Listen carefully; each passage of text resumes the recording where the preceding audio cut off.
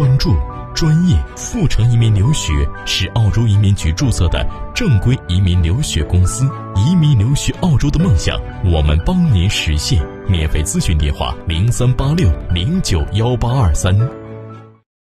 澳洲卫视每日新闻，各位观众朋友们，大家好，欢迎收看澳洲卫视。今天是2021年5月19日，星期三，我是主持人 Phoebe。首先，让我们一起来关注澳洲各州的最新疫情情况。维州在过去的24小时中新增1例海外输入病例，无本地新增，共收到20568份核酸检测报告。目前，该州的活跃病例数为20例。在过去的24小时中，昆州无新增本土病例，海外隔离酒店中测得1例确诊，使得该州的确诊病例总数达到1591。目前，昆州尚有15例活跃病患。新州昨日新增2例海外输入病例，无本地新增。昨日，新州共完成19281次核酸检测。据 Nine News 消息，澳洲公民或将需要使用疫苗护照来跨州旅行。澳洲总理莫里森已经声明，这些安排即将落实到位。在竞选2周年的采访中，莫里森表示，将会在国内跨州旅行的过程中安排疫苗接种证明文件的检查，并声称他们将一如既往地坚持公共卫生安全条例，防止澳洲公民不受限制地在各州之间往来。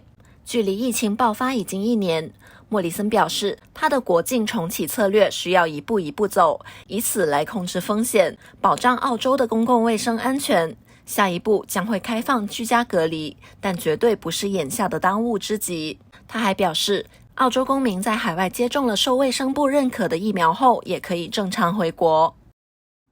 澳洲年轻护士接种阿斯利康疫苗后，肺部出现大量血栓，目前已紧急送医。据澳洲新闻集团消息，澳大利亚一名年轻的实习护士在接种阿斯利康疫苗几周后，肺部出现多处血栓，目前已经被紧急送医。18岁的 Ellie Peacock 在3月31日接种了首剂阿斯利康新冠疫苗，在1周之后，政府宣布由于担心疫苗引发血栓，建议50岁以下的人群不要接种阿斯利康疫苗，所以他未接种第2针。这位年轻的实习护士在布里斯班的一个非正式医务团队工作，需要定期接触潜在的新冠确诊患者，因此必须接种疫苗。4月18日，Peacock 女士在接种疫苗2周之后前往医院看急诊，她的小腿发紧并有明显的血管搏动，其实这就是血栓形成的表现。她在医院做了超声波检查，未见凝血，之后便被送回了家。不久之后 ，Peacock 女士开始出现经常性的头痛，但是她并未重视。直到5月7日，她在呼吸的时候颈骨附近严重疼痛，又过了2天，她的背部和肋骨感到严重的肌肉疼痛。接着，她去了医院，接受了胸部 X 光检查，被告知这是患有肺炎的表现。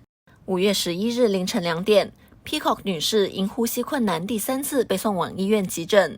她说自己在急诊室待了6个小时后，再一次被送回家。医院没有给她做进一步的检查。医生说她的疼痛是肺炎的正常反应，在药物起作用之前只能忍一忍。几天后，她去看了她的全科医生，发现血氧含量只有 90%。于是她再次前往医院就诊，强烈要求进一步检查。正是这次检查，医院在 Peacock 女士的一个肺叶上发现了3个血栓。医生认为，他们在4月份对小腿进行超声检查时，血栓造成的凝血块可能已经转移到她的骨盆上，或者是血栓太小而无法发现。对此， Peacock 女士在 Facebook 上写道，所以请务必相信你自己的身体，因为只有你最懂它。截止到上周四，全国已经接种了180万剂新冠疫苗，共有18例可能与阿斯利康疫苗有关的血栓病例。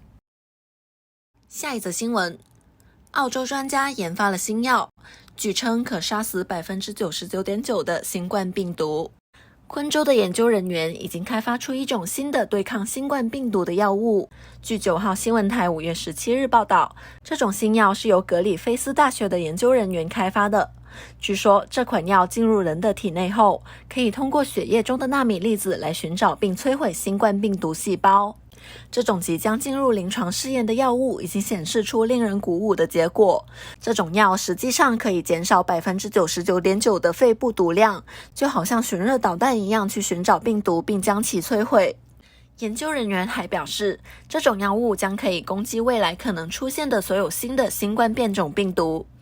教授指出，如果我们现在就有这种药物，比如说给印度的每个人服用，这将大大减少死亡人数。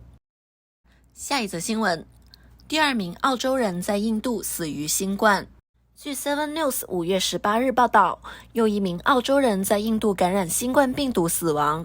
据悉 Solar Juice Thai Limited 在一份声明中称， Trina Solar 澳洲区经理 Govan Kent 于上周六在德里离世。据澳洲新闻集团透露，本月早些时候，他因家庭原因回到了印度，当时印度正爆发第2轮疫情。Solar Juice Thai Limited 在 Facebook 上发帖表示，我们向他的妻子、2名女儿及其他家庭成员表示最深切的慰问。这对 Trina Solar 来说是一个巨大的损失，言语无法表达我们的悲痛之情。我们将为他的家人提供必要的帮助，我们祈祷他的灵魂能够安息。据 Ken 的 LinkedIn 简介称，他在太阳能行业工作了近10年，并于2002年在麦考瑞大学攻读工商管理学硕士。值得一提的是，在此之前，一名澳洲永久居民于5月初在印度感染新冠死亡。死者的女儿来自悉尼的索纳利拉汉上周公开抨击政府抛弃她的父亲。他在一封写给澳洲总理莫里森的公开信中表示，我给您写信时，心中有太多愤怒。我是一名澳洲公民，而现在我对成为澳洲公民感到失望。据称，印度日增约30万例新增确诊病例，周二的死亡人数超4000人。下一则新闻，悉尼男子海边冲浪，遭鲨鱼撕咬当场死亡，目前该海滩已紧急关闭。近日，一名男子在新州中北海岸被鲨鱼袭击致死。据悉，这名50多岁的男子周二上午11点在 Forster 附近的 Tongariro 海滩冲浪时被鲨鱼袭击。警方在一份声明中说，这名男子右大腿上部受伤，在现场接受治疗后情况紧急。新州救护车在推特上说，这名男子已无法获救。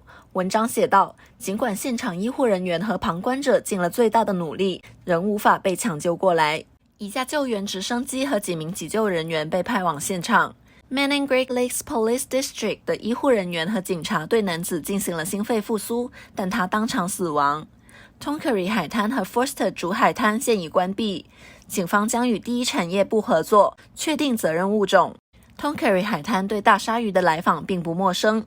2019年，无人机拍到一条大白鲨在孩子们玩耍的浅滩附近出现。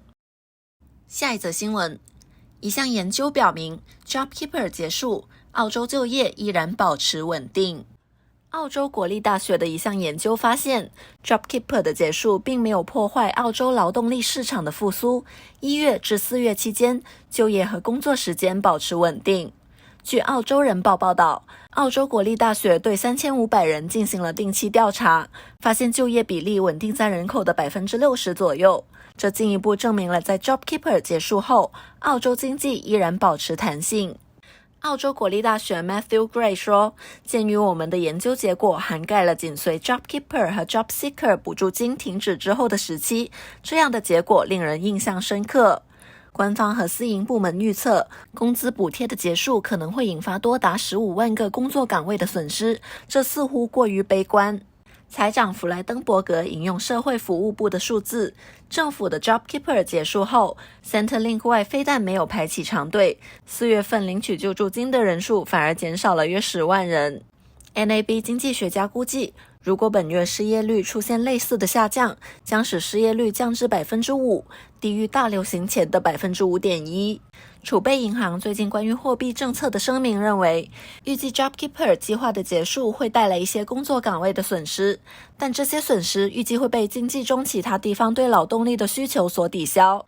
澳联储的合理最佳预测，到2023年中期，澳洲失业率可能降至 3.75%， 失业率预计到明年年底达到 4.5%。 好的，今天的新闻直通车就到这里结束了。